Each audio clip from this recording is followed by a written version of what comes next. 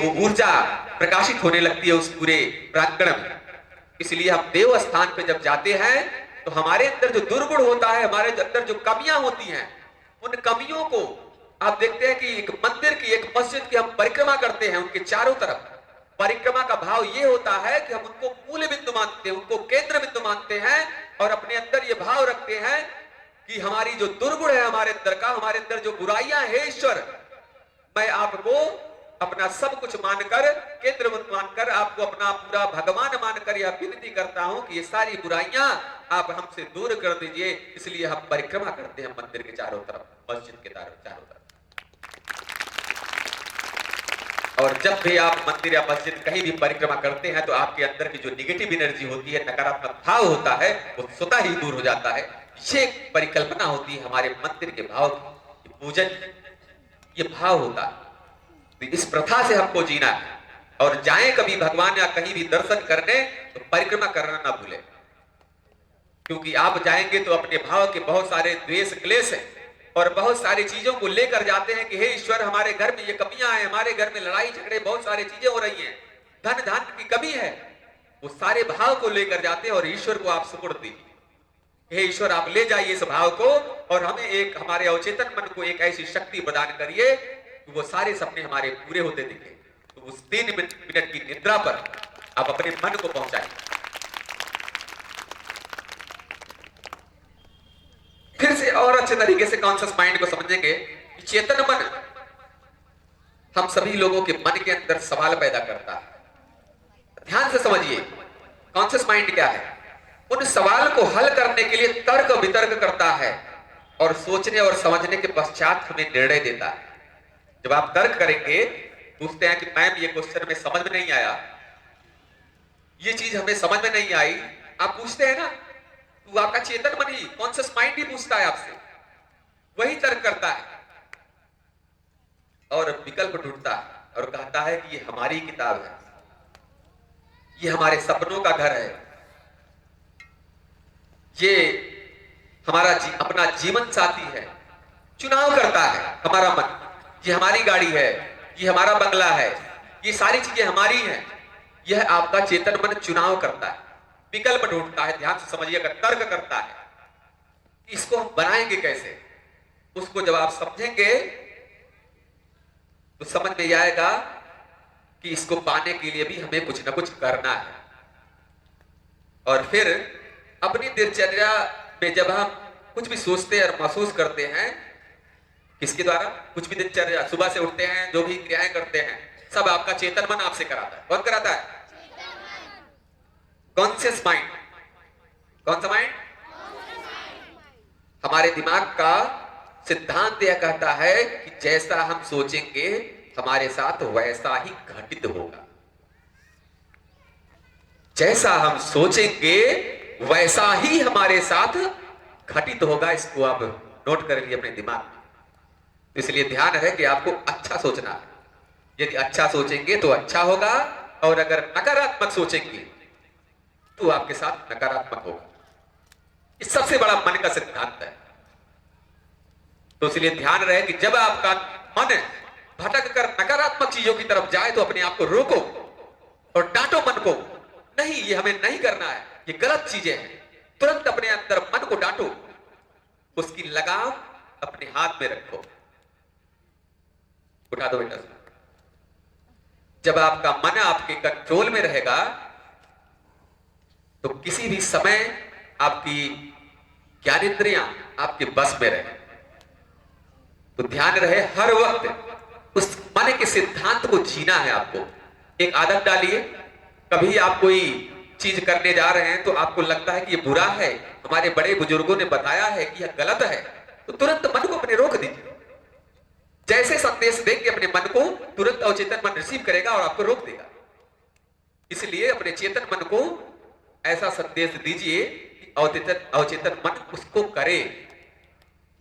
आप सोचिए किसी के प्रति अगर आप क्रोध करते हैं और अपने मन में ये बैठा लेते हैं कि ये हमसे नहीं हो पाएगा, हम गरीब हैं, कभी भी आप अपने आप को गरीब मत समझना।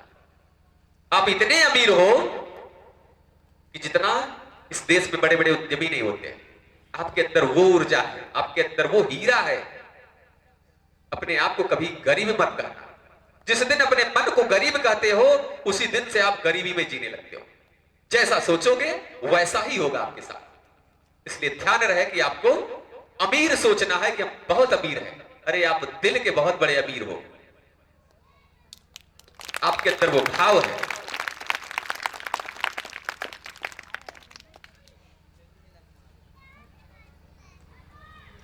और अब ध्यान से देखिए कि आपकी जो पांचों ज्ञानेंद्रियां,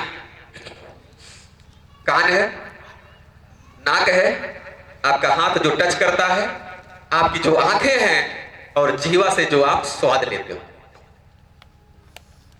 इतना तो पता चल गया सभी लोगों को हमारी ज्ञानेंद्रियां पांच होती है ना। और तेजी से बोले।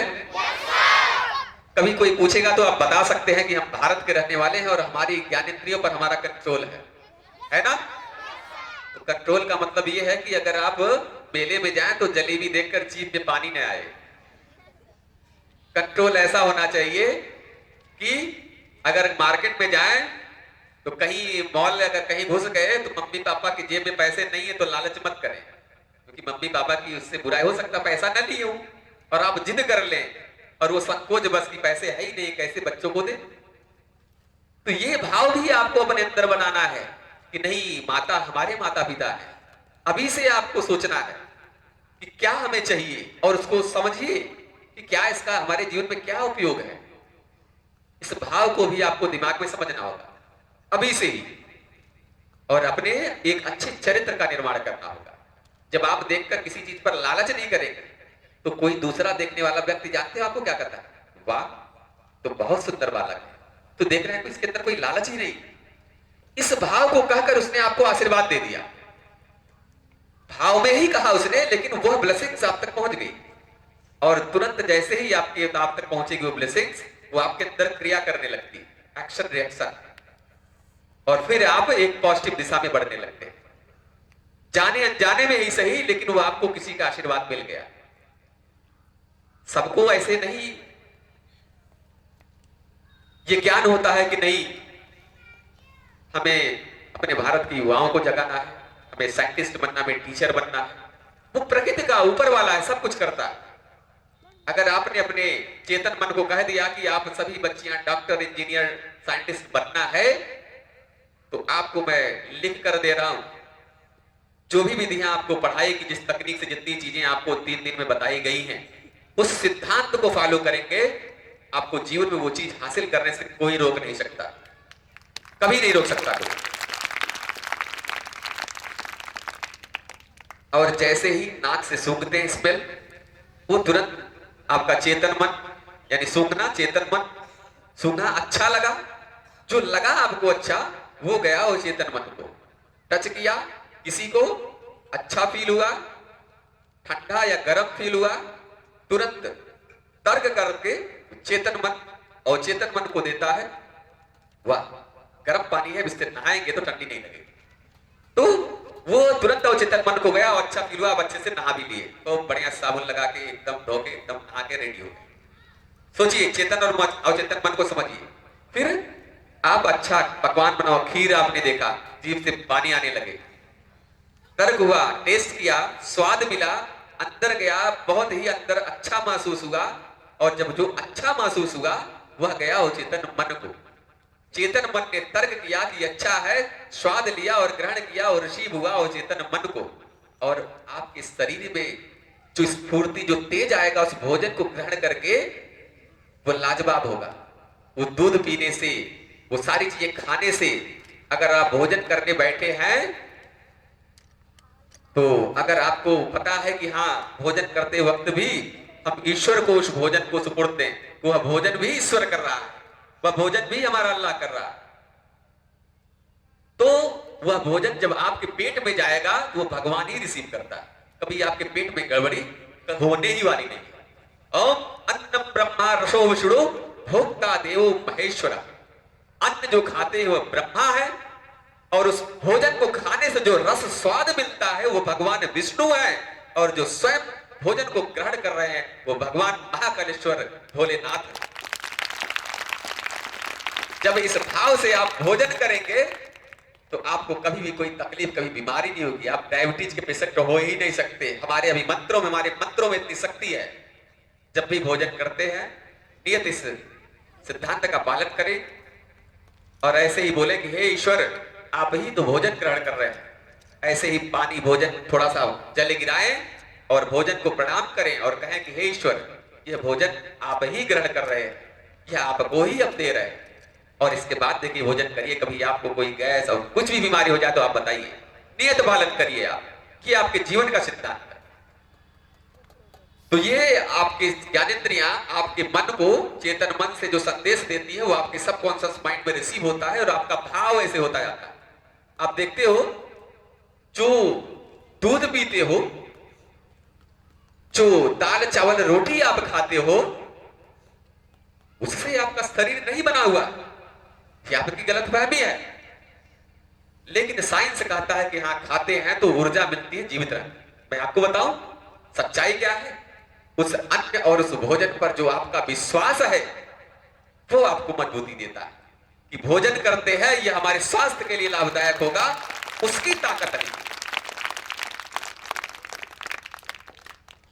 जितने भी डॉक्टर हैं, आप देखिए कि जब एक गांव के डॉक्टर से आप दवा लेते हैं, कोई पेशेंट है, अगर आपको गठिया, जोड़ों में दर्द, सोराइसिस, पार्किंसन, कोई भी बीमारी है, शुगर ही है, तो गांव का डॉक्टर जब आपको दवा देता है तो आप खाते हैं तो आपके मन में एक विचार आता है, गांव का ही तो है, ये गांव के ही डॉक्टर तो है।